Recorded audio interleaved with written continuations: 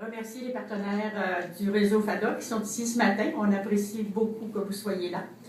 Le réseau FADOC est fier de compter sur leur appui ce matin et tout au long de la campagne qui s'amorce aujourd'hui. Ce vieillissement de la population québécoise s'inscrit dans le contexte où la population active sera de moins en moins nombreuse pour soutenir un système de plus en plus lourd sur le plan financier. Nous nous inquiétons des impacts négatifs de ce déséquilibre démographique sur la qualité de vie des aînés. Collectivement, nous devons prendre conscience de la nécessité de s'engager à faire de la qualité de vie des aînés une priorité pour tous. Voilà pourquoi nous sommes tous réunis ici aujourd'hui. Historiquement, une famille nombreuse permettait aux aînés d'avoir accès à un réseau d'entraide beaucoup plus étendu et les enfants étaient assez nombreux pour assumer le soutien aux aînés. Ce n'est malheureusement plus le cas aujourd'hui. Qui aujourd'hui remplace ce réseau d'aide familiale pour assurer une qualité de vie adéquate aux aînés? L'État? Il a sûrement un rôle primordial à jouer, mais le budget et les ressources qu'il peut y allouer sont grandement limitées. Sous l'angle des ressources financières, la situation des aînés à ce sujet laisse également entrevoir une nette tendance à l'appauvrissement. Tout laisse présager que les aînés pourraient très prochainement être appelés à vivre une baisse de leurs revenus lorsqu'ils quitteront le marché du travail et voir leur qualité de vie diminuer d'autant.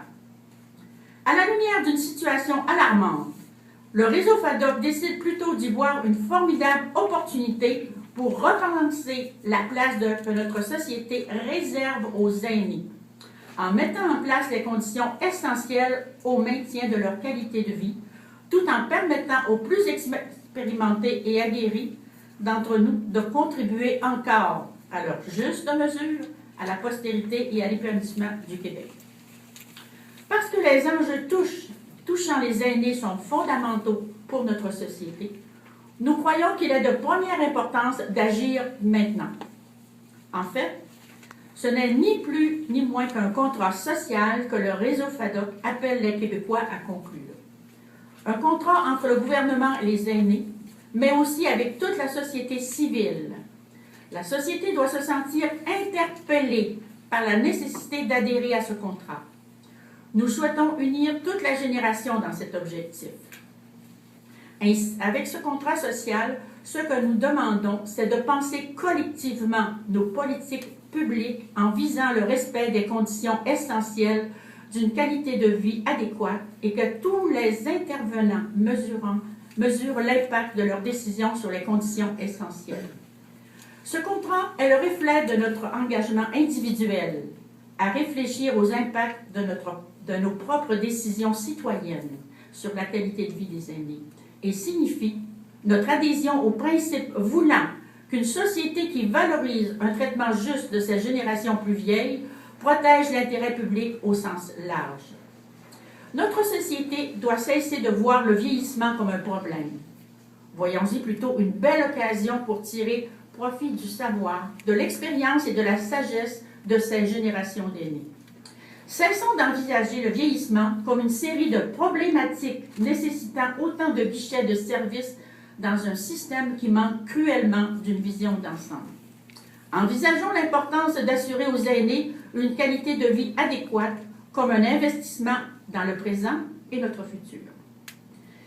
Cette qualité de vie des aînés, elle se fonde sur 4 principes fondamentaux: la santé, le bien-être, la sécurité et l'appartenance.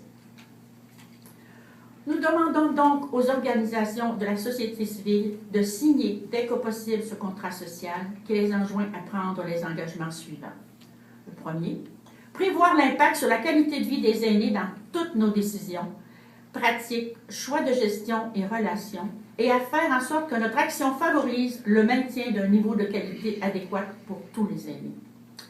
Deuxièmement, respecter l'intégralité morale et physique des aînés dans toutes nos actions. Troisièmement, reconnaître notre responsabilité collective envers les aînés pour leur garantir un succès adéquat à tous les services nécessaires pour assurer leur santé, leur sécurité, leur bien-être et leur appartenance à la société. Quatrièmement, communiquer, mobiliser, revendiquer, demander dans la mesure de nos capacités que l'ensemble des intervenants de la société civile mettent en œuvre les actions nécessaires à assurer une qualité de vie adéquate à nos aînés.